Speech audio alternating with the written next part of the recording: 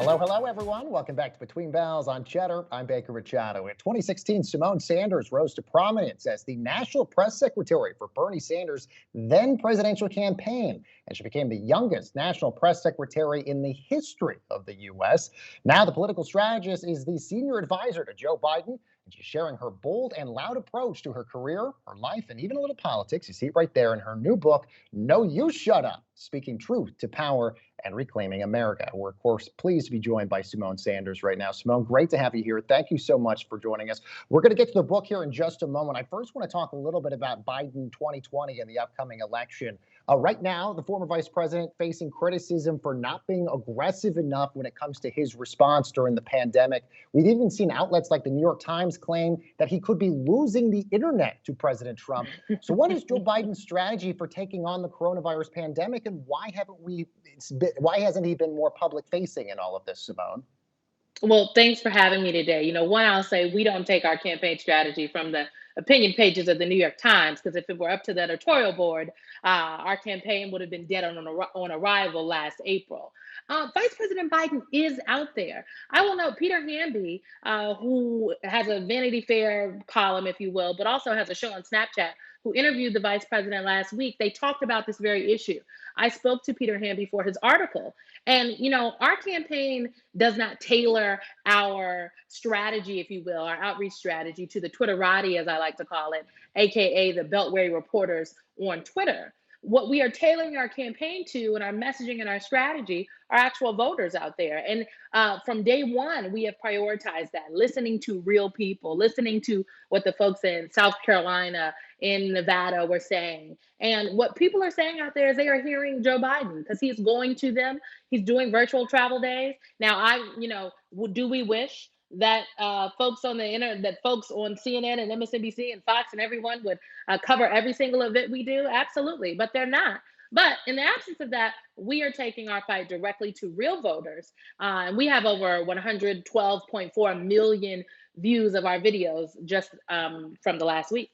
So we feel good. Simone, the coronavirus has really forced Joe Biden to have an all-digital campaign right now. We've seen him in his basement, but we have seen the president making trips, but Joe Biden hasn't been able to. Why hasn't Joe Biden been able to leave his house just yet?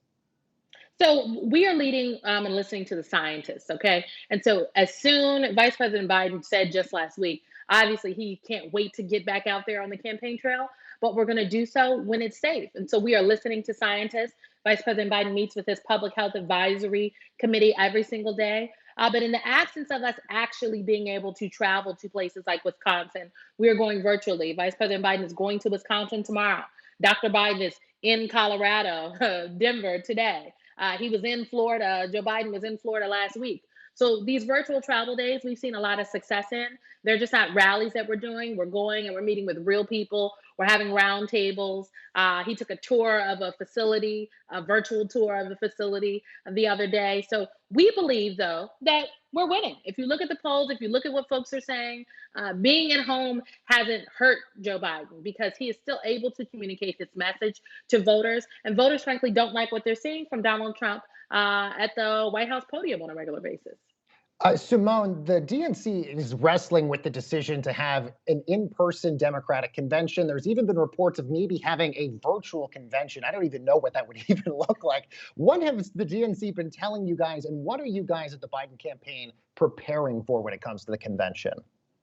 So I worked convention in 2016. I was a consultant for that convention. And the convention is a collaborative effort between the nominees campaign, the convention committee, and obviously the party. And so we are having very robust conversations with them. This is what I can tell folks. We will be having a convention. The convention might look a little different this year. We look forward to presenting the plans for that very soon. But we are not going to do anything that is not safe. And I think what's most important, especially right now, when in some places are seeing success with their mitigation efforts of the coronavirus, and other folks have opened back up, but are not taking the necessary precautions, and they're seeing a spike in cases, coronavirus cases again. And so we are going to lead with science. We're going to listen to the experts. We would hope that other folks, namely Donald Trump, would continue to listen to the experts, listen to Dr. Fauci. Okay. Hello, Dr. Fauci. And so we look forward to having our convention in Milwaukee. It will look like something probably no one has ever seen before, but isn't that what everything right about now looks like? We are all doing things we have yet to do before, but we are confident that it'll be a good and engaging event, whatever it looks like. Simone, let's talk about your book now. Of course, it's called No, You Shut Up, which I love the title on that. I've been saying that to my husband a lot lately. We see so many young activists shaping the future right now like never before. And with you being so young, you're inspiring a lot of younger people to think that they too can get into politics as well. So, how are you hoping to inspire younger people to not just shut up and actually fight for what they really believe in? Oh, thank you. I just really hope young people know that you don't have to wait until you reach some imaginary milestone to make a decision to be effective and active in your communities and in your careers and help create change. And so when I first went to work for Senator Sanders, I was 25 years old. It was my first presidential, my 15th campaign. And I had gone on 29 interviews before Bernie Sanders gave me a yes. And so we have to be committed, we have to be tenacious, but we shouldn't wait for these imaginary milestones. Many people told me that I should maybe wait, earn my stripes a little bit more. Maybe I need to take this job over here and do this over there. But I stayed committed. And, I think that's what young people today need to do. There's so much that they can do in this world. There are not a shortage of things that we can act on today to help change and make our communities and folks' lives better, especially given this pandemic. So let's not wait. Let's create a plan, get strategic, and get it done. Uh, and this, by the way, isn't just about politics and voting. Why do people need to speak up when it comes to the workplace, especially in cultural battlefields and injustice and inequality and all these other sorts of topics as well? I mean, sometimes speaking up in those environments is the only way that you can help change the environment for the folks that come after you. I talk in the book about being a radical revolutionary. And I think we should all find ways to be radical revolutionaries in our everyday spaces and places. So, my radical revolutionary contribution is working on campaigns. At one point in time, it was being a commentator on CNN. You wouldn't have found me at the dying in, because I needed to be on TV explaining to folks why the die-in was happening. Now it is my job to explain to my colleagues and my boss about why the die-in is happening and why we should, probably support what these folks are talking about. And so we all have to find our radical revolutionary contribution. Your radical revolutionary contribution is being a reporter, bringing the news to folks, having these engaging conversations, expanding folks' idea of what is possible with the news. So you found your radical revolutionary contribution. I encourage everyone in this country to find theirs. We need everyone to take their space and place, because that's the only way we can help create positive change, whether it's in politics, education, business, or communities. Yes, amen, indeed. Simone, we're almost out of time, but I really want to get to this. You, of course, have this take no prisoners approach, which we all find refreshing. We got to ask you about that time when you rushed the stage during Joe Biden's victory speech to get that protester off the stage on Super Tuesday. What was hilarious about this is you joked that you broke a nail during that situation. Oh my goodness. How do you train for moments like this? Because it looks like you have experience in taking protesters down. I will say that was my first instance in removing someone from a stage, and hopefully my last. It was a split second.